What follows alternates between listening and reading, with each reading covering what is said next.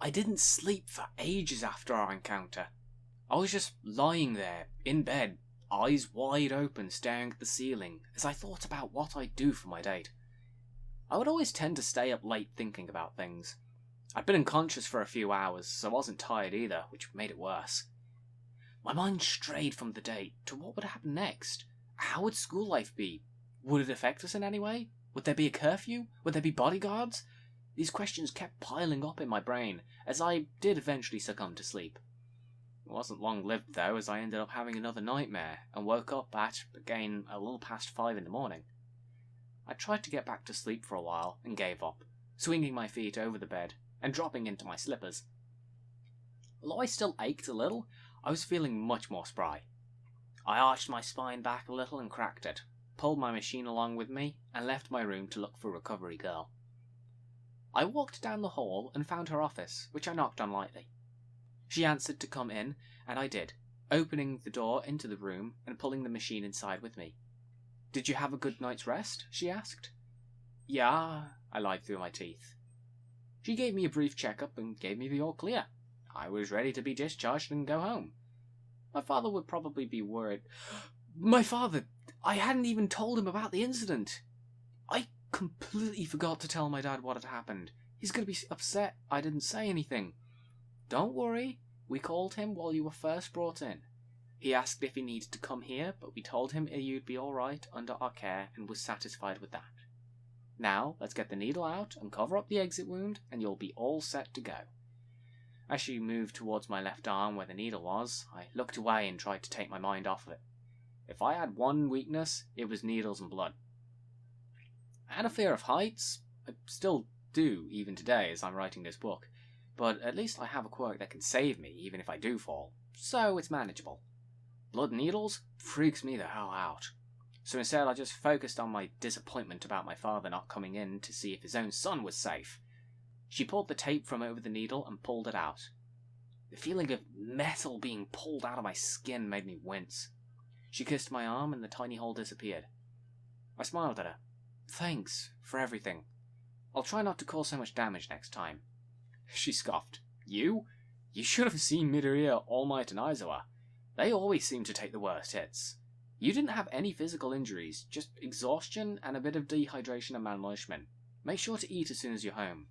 She handed me an orange and a banana from the fruit bowl on her desk. You need more vitamins. Your battle form seems to use up a lot of nutrients and energy at a hypermetabolic rate. My battle form, huh? I smiled at that thought. Yeah, a battle form. Let's call it that.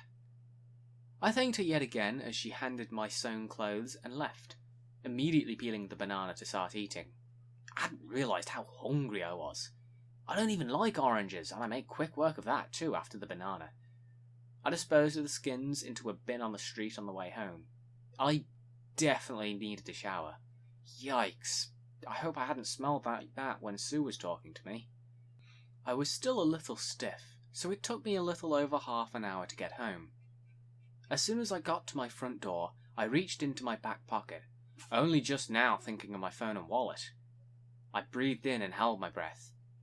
They had been put back into their respective pockets, and I sighed in relief. I unlocked the front door and walked in quietly. It was still 6:30 in the morning, and usually neither me nor my dad would be up at that hour. Unless he had an arrangement or I'd had a bad night's sleep, we wouldn't usually be up for another hour. I saw a light on downstairs, however, in the kitchen. I walked in and he was hunched over, sitting on a chair at the island in the middle of the kitchen. He was staring into a cup of tea. "Dad?" He jumped and turned to face me. "I hadn't heard you come in. Is everything all right?" I nodded and started preparing myself some breakfast. I didn't know, but he'd been worried about me to the point of tears. He couldn't even sleep. I hadn't thought about why he was awake at all, and honestly, I didn't care. I wish I'd valued our time and empathised with him more. He struggled with anything emotional, but seeing that I was home safe was enough to convince him to get ready for work. After breakfast was prepared, I sat down to eat, and he left shortly afterwards, without saying anything, as per custom. As I sat and ate, I randomly thought of Sue. I don't know what train of thought I had to lead up to it, but it reminded me I had to come up with a date idea. Perhaps we could watch movies, anime, maybe just chill and talk. She might not even like television, so I thought of a few other options like cooking or bike riding. The problem I was having was I couldn't decide on something, and I didn't exactly want anything specific. I just wanted to spend time with her. After eating, I cleaned up and put everything away, and did some exercising to loosen up my muscles a bit. I did some squats, some sit-ups, and some general weightlifting. Then I had a shower, put on my clothes, and at that point it was 7:30? I judged that wrong. I decided to use my spare time to write a card for Mr. Aizawa, Midoriya, and All Might, since they'd all been injured and had done so to protect us. I quickly ran out of things to say, as, to be honest, I didn't know them very well. It had only been 3 days, today being the 4th. And as cool as it was to actually get to meet and talk to Eraserhead and All Might, I didn't know them on a personal level, nor did I with Midoriya. I wrote some general things down, such as hope you feel better soon, and thanks for doing so much to save us, and a few other things along those lines. One thing for sure was that it would be a hot topic for a while to come. I wondered about whether other students would talk to us about it or not. All the classes seemed to stick to their own groups, so I was glad I'd made the choice to also do that on my first day. After forcing some sincerity into my handwriting, which wasn't that great, and I had to refer to my English to Japanese booklets a few times, I put them into envelopes, and it was time to go. The weather was fine, a little gloomier than usual, but still amazing compared to what I was used to. I checked the forecast. Would be cloudy but dry for the rest of the day. And tomorrow would be raining? I really hoped Sue would be alright with indoor activities if it rained, otherwise it could end up being just a few hours of awkwardness as we tried to find things we liked. Yes, I was always overthinking things. Again, it's still something I struggle with sometimes, but no one's perfect. I made my way to school, and I stopped by at Recovery Girl's office and knocked. After receiving an answer, I entered, to her surprise, as she didn't expect to see me again. Hi, are Mr. Aizawa, All Might, or Midoriya here? She shook her head. They already left, even Shota. I tried to get him to rest more, but he insisted on leaving so that he could teach class, so I just bandaged him up and let him go. I certainly couldn't stop him. Once he's resolved to do something, there's no stopping him. I nodded and thanked her again before leaving. Perhaps I should write her a card. Mr. Aizawa had already left, though, despite his condition after yesterday. I dreaded to think what sort of state he would be in. I made my way to the classroom and met up with Sero, Sato, and Koda on the way there. I didn't really know them too well, so decided to integrate with their little group. Hey guys, how are you all? They waved and smiled. Well, Sero was always smiling. Alex, yesterday was intense. What was it like beating up all those villains? Sato asked, ecstatic. I thought for a moment. It was definitely an experience, that's for sure. I never fought anyone before, so it hurt my hands a bit. Not as much as this one guy's nose. I almost feel bad for him. Sero replied. Sato and I were stuck with the Warpgate villains, so we couldn't do all that much. Koda was sent with Tokiyami to the Windstorm Zone. Oh? How was that, Koda? I asked, trying to coerce him into conversation. It didn't work. He just signed a few words, but I didn't understand sign language, so I just nodded along. Well, we all played a part in our fight, and we were able to push them back because of it. We should be proud. This was our first battle, but it won't be our last. We should be proud to have done as well as we did, but also we should know that they won't be the biggest threat we'll face. They all nodded in agreement as we reached the classroom and entered. We parted ways as I couldn't see myself being able to advance the conversation any further and would most certainly prefer to talk to my other friends rather than just be a straggler. I saw Tokiyami there and decided to talk to him. Tokiyami, glad to see you're well after yesterday. Likewise. Are you feeling refreshed after some rest? I nodded. I thought about Tokiyami's, what did he call it, his dark shadow. So, you were with Koda. He's very quiet. He looked up at me from his desk. He's good at keeping secrets, and even without using his quirk, he's fairly decent at hand-to-hand combat. I was wondering that. I went up to ask him and he just replied in sign language, and I can't read sign language even in English. What is his quirk anyway? He can talk to animals.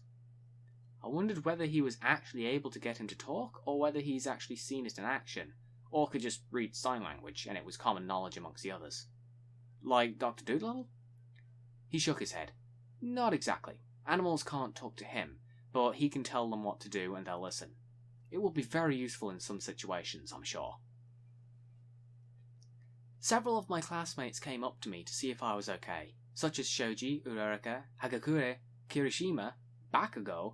Well, actually, everyone who I hadn't already spoken to was there. Every single classmate, 16 people surrounding me. I was mostly surprised about Bakugo being there. I wasn't sure if he was there for me or if he was there for Kirishima, as he seemed quite friendly with Kirishima. What also surprised me was, despite the fact that I was encircled, I didn't feel any sort of anxiety. These were all people who genuinely cared about me, and I cared about them too. I hadn't had this many friends before. I felt like I was on top of the world. Kaminari and Kirishima hooked an arm around my neck each, and Kirishima gave me a noogie. We all took the opportunity to take some pictures with each other as well, since we were all in a group together. And of course, now, there was also the threat that any day we may not get another chance. After the selfie session, Mr. Aizawa walked in, and the sight was certainly something to behold. He was covered head to toe in bandages, even his face. I had no idea how he was walking around with his eyes being covered, and we all had the same idea. Mr. Aizawa, you should be resting, several of us shouted. I'm fine, he stated as he took his position behind his desk. It was a little hard to take him seriously. After the shock, it became a little funny to look at, this man standing wrapped in bandages like a mummy. However, the news he had to give us was also surprising. Despite the attack yesterday, we're still going ahead with the annual UA Sports Festival, which will begin 2 weeks from now, on the weekend. Sports Festival? That wasn't something I'd even considered when entering UA. Would I be able to score high with my quirk? I knew I'd have to get into a passive state of mind whilst also being competitive. I definitely didn't want to go into rage mode whilst I was there. I didn't know how to control it, or how much it would take to even trigger it. We had 2 weeks to train, and that's what we were all going to focus on after today. However, before that though, I still had one important event I needed to figure out, and that was my date. Was it even a date? Well, probably best not to label it, I thought. Our lessons continued as normal, or rather, as normal as they could be, considering our teacher was basically a mummy. I handed his card on the way out, and Midoriya's. However, as the class ended and we were getting up to go and have our lunch, there was a huge commotion outside our class. Bakugo was the first to face the crowd of other students who'd basically just come to declare war on us. Despite our popularity, or rather because of our popularity, there were quite a few students who didn't really like us. Monoma was definitely the biggest example of this.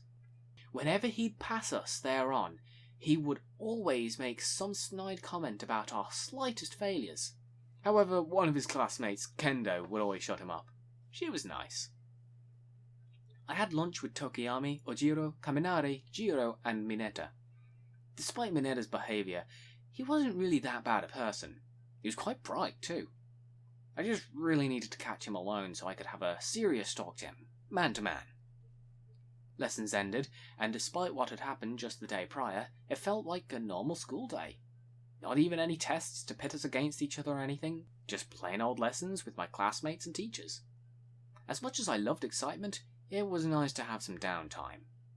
The next day was pretty much identical. Nothing unique happened. Had lessons, had lunch with Shoji, Midoriya, Uraraka, Ida, and Sue.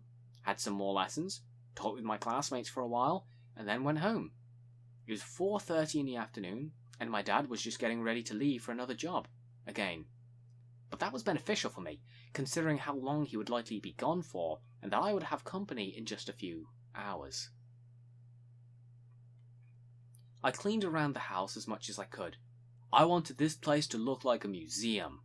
The houses in Japan were way more stylish than what I was used to already, but it had to look even better. I dusted, I swept, I vacuumed, I mopped, I placed absolutely anything that was out of place either away or where it should be displayed. I checked that we had plenty of food, made sure there were no clothes lying around. Can't really blame two single men on having at least some clothes lying around. I had a few anime figurines which I considered hiding, but decided that if I wanted her to get to know me, she'd have to know the good and the bad. Not that there was anything wrong with having collectibles, I just felt I was like a basement creep for having them.